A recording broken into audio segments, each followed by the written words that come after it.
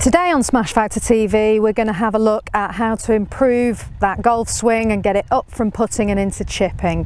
I'm Natalie Adams, you're watching Smash Factor TV.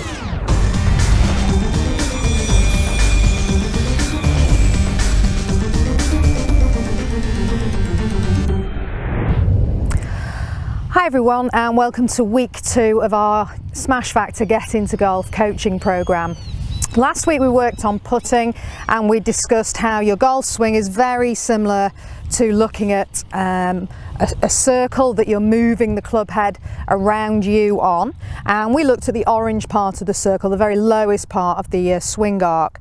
This week we're going to move up to chipping, so we're bolting 2 more bits on either side of where we were moving the putter head, and we're looking at chipping this week. So on our swing arc we're working up into both the red segments on the hoop as well as the orange segment.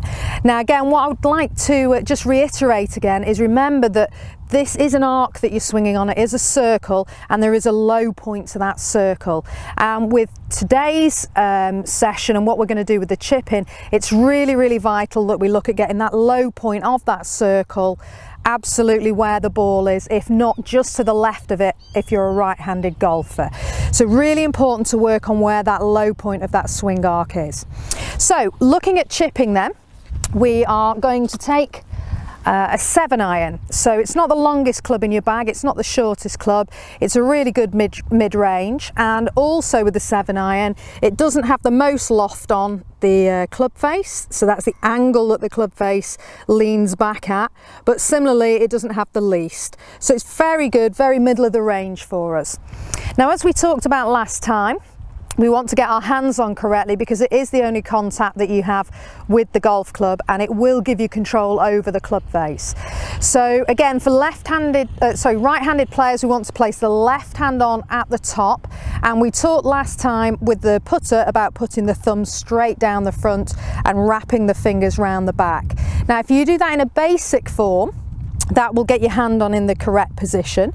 With your right hand you want to do the same, thumb down the front, fingers round the back, and then just do that at the bottom of the handle. So at the moment there'll be a gap between the 2 hands, and then what I want you to do is slide that right hand down onto your left so that your little finger and index finger hit each other, and then we're just going to overlap and interlock those fingers together just to pull the hands close together, so you've now got the hands working as 1 unit rather than 2.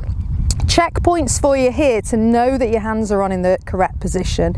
If you take a coin, you should be able to hold the coin between your thumb and your hand, and that coin should be placed on the front, on the top of that handle there. So it shouldn't be rotated round to the left or round to the right.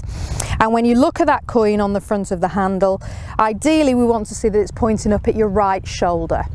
And similarly with the right hand, if you placed a coin between the thumb and the index finger, between your hand there, again that coin wants to be on the front or the top of the handle as you're looking at it, not rotated round to one side.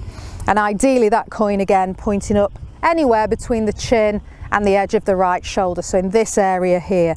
And that means you've got your hands on in the correct position. The final thing we just talked to you about with grip would be how tightly to hold the club. Really important that you're holding the club rather than squeezing it, because if you start to squeeze too tightly, the muscles in your arms are going to start tensing up, and it's going to be difficult, number one, to rotate well, but also when you actually start to make your muscles work, they shorten. So even though you begin with the golf club head touching the ground, as you squeeze effectively you're shortening the length of your arms, so you're pulling the golf club up away from the ground. And it's one of the biggest reasons that you'll find people who are new to golf and even those with experience tend to hit the top of the golf ball because they're squeezing too tightly.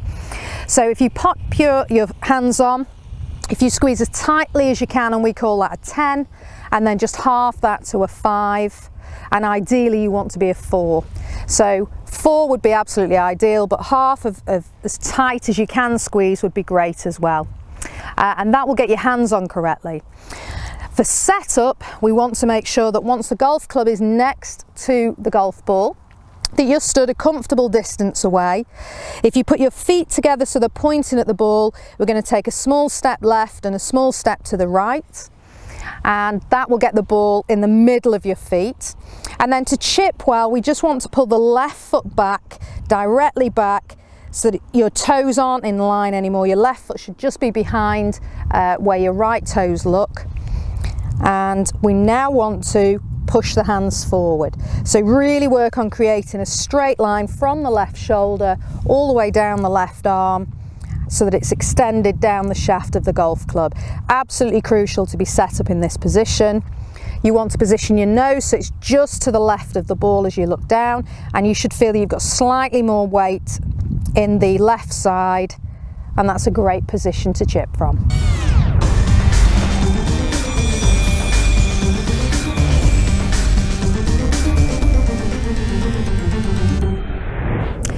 Okay everyone, so we've got the basic setup correct now to play the chip from.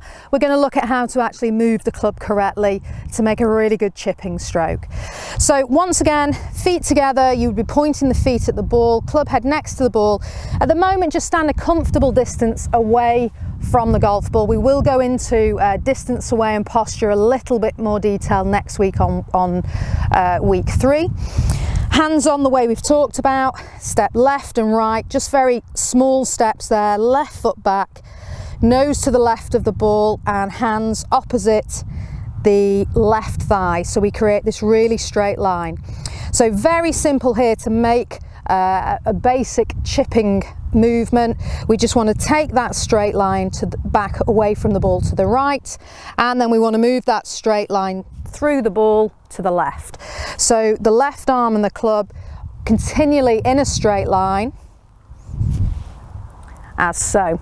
Now if you're just struggling to do that and you're using your wrist a little too much, a good way to practice that, just hold the club lower down just so you've got the club extended up the back of your left arm there, so it's touching your left side, in position there, and then just swing back so the club still resting on the ribs as you swing back, and swing through again so that the club is resting on the ribs as you swing through.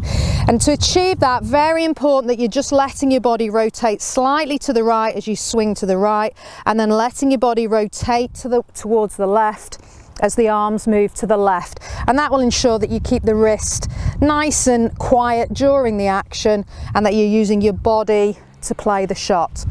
And again, just remember, we want that low point in the correct place. So a really good tip here would be to practice chipping a coin.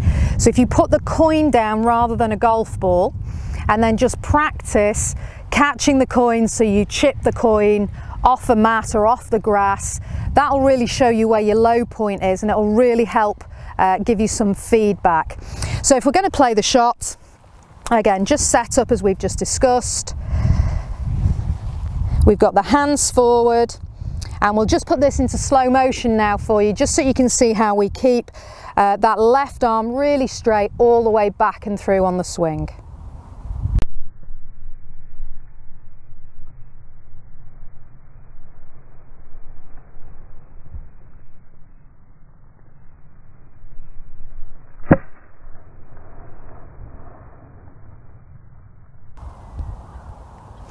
So that should really help you chip quite crisply. The ball's going to lift up off the floor. Not a great deal of height on it at the moment because we're not swinging really far around that hoop at the moment on that swing arc. Main thing is to work on keeping the wrist nice and quiet and to turn your body through the shot so that the arms extend away from the body and that you keep this really straight line with the left arm and the club, rather than getting into a more flicked position where you're trying to help the ball go up. You'll end up with the low point for the club in the wrong place doing that, and you'll actually catch the ball as the club head moves on the upswing. So it will already have reached that low point and it will be moving upwards, and so you'll hit the top of the ball. If you work on those things before we start to put a target in, just so you get used to chipping well, that will really help, and you'll start to pop the ball up nicely, and we can start to work on the distance that you're swinging the club backwards and through. Very similar to putting as well. However far back the club head moves away from the ball on the right, you want a mirror image that you've at least reached that position on the left hand side. So if you move the club head just past your right foot, you want to chip so that you finish just past your left foot. If you feel you've gone more towards knee height on the right side, you need to finish with the club head knee height on the left side. And I would work on different swing lengths here so you get used to the distance that you'll be able to hit the ball.